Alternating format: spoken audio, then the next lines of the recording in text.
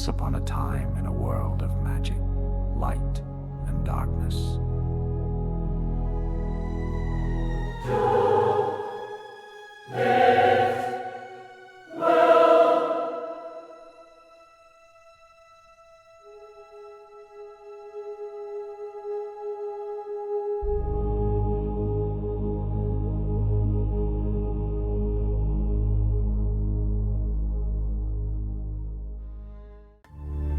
The path to Sirendar twisted and turned through the dense shadowwood, its dark canopy filtering the sunlight into fractured beams that danced along the ground.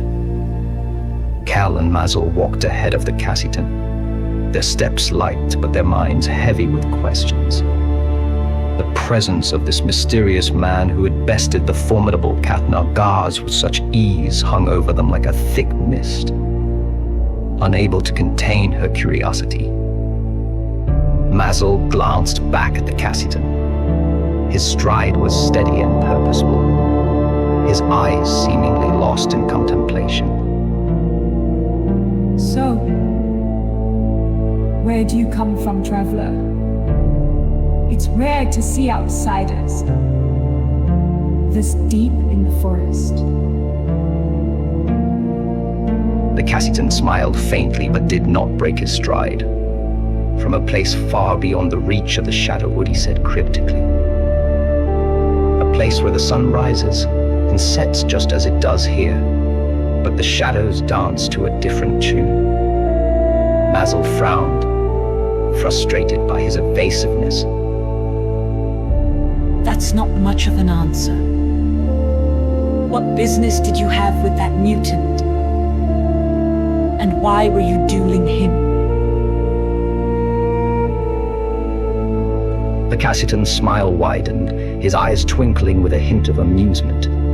Sometimes the paths of the light and the darkness must cross, even if only for a moment. As for our business, let's just say it was a matter of balancing the scales.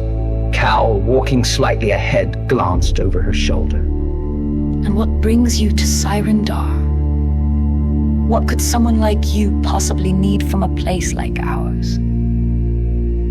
The Cassitan paused for a moment, as if weighing his words carefully.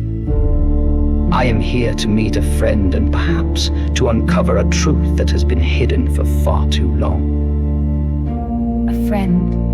Who? Mazel echoed, her curiosity piqued further. The Cassitan only chuckled softly. You'll see soon enough. They continued in silence for a while, the mysterious air around the Cassitan thickening with every non-answer. Mazel exchanged a glance with Cal, her frustration evident, but Cal's expression remained neutral, focused.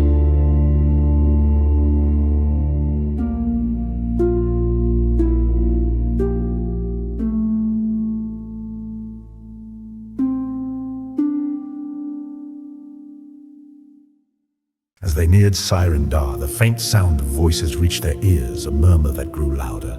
As they approached the village gates, emerging from the forest, they found themselves at the edge of a small commotion. At the center of it stood an older man in ragged clothes, a large backpack slung over his shoulders.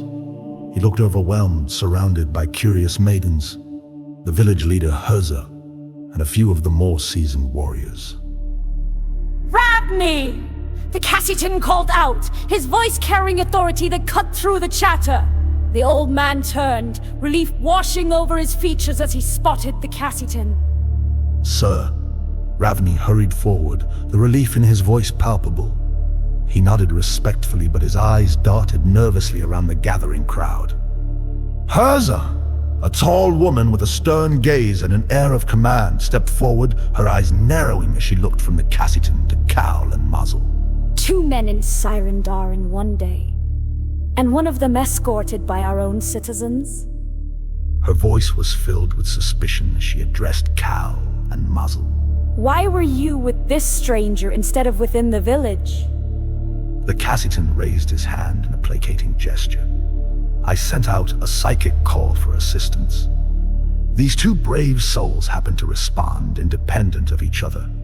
It was mere coincidence that they both reached me at the same time.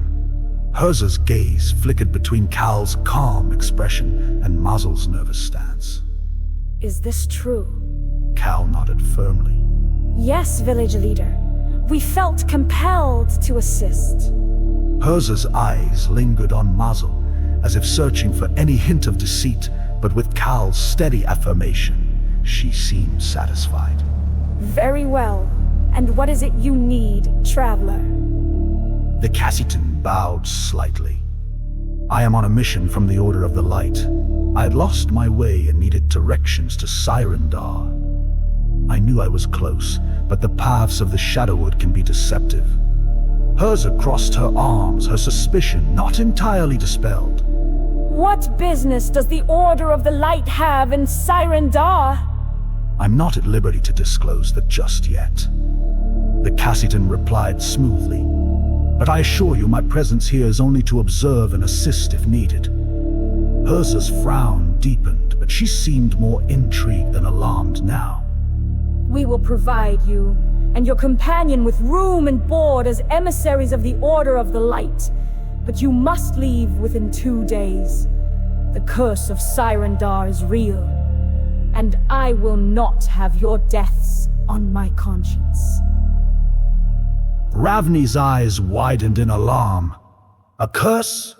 What kind of curse? The Cassitan laid a calming hand on his shoulder.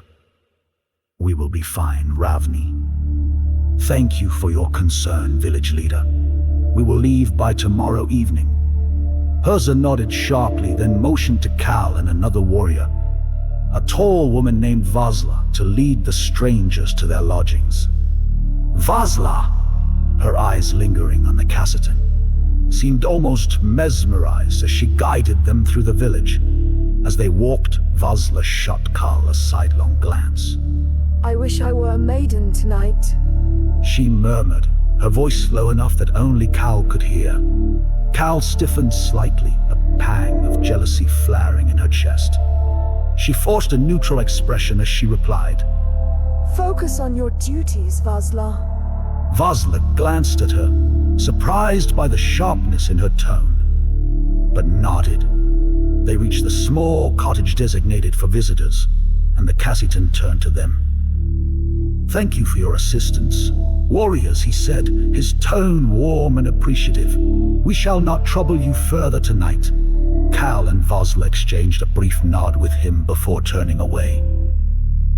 As they walked back, Herza awaited them, her expression stern.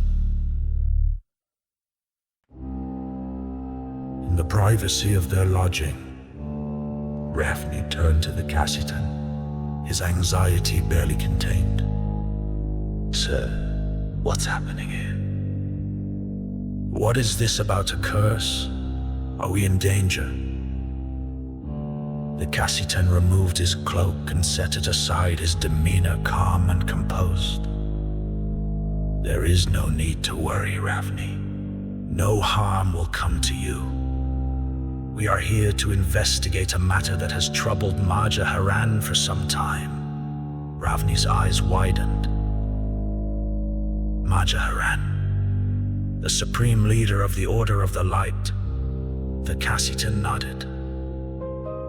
Yes, she has sensed a grave injustice occurring here. I have some idea of what is happening, but there are specifics that remain unclear. Ravni sat down heavily on the small cot provided for him. You probably already know most of it through your magic, don't you? The Cassitan smiled faintly. Only a general sense of things. Maja Haran's astral meditations have given us a glimpse, but the details are still murky. Ravni shook his head, rubbing his temples. And this curse, what's that about? The Cassitan's eyes darkened slightly. The curse is real, but it is not what it seems. Tonight we must dine with the townsfolk, ease their suspicions. And Ravni, do not get romantically involved with any maidens while we're here. Ravni looked almost offended. I would never, sir. My loyalty is to you. I could never serve you as I do if I were to become involved with anyone else. The Cassiton's expression softened.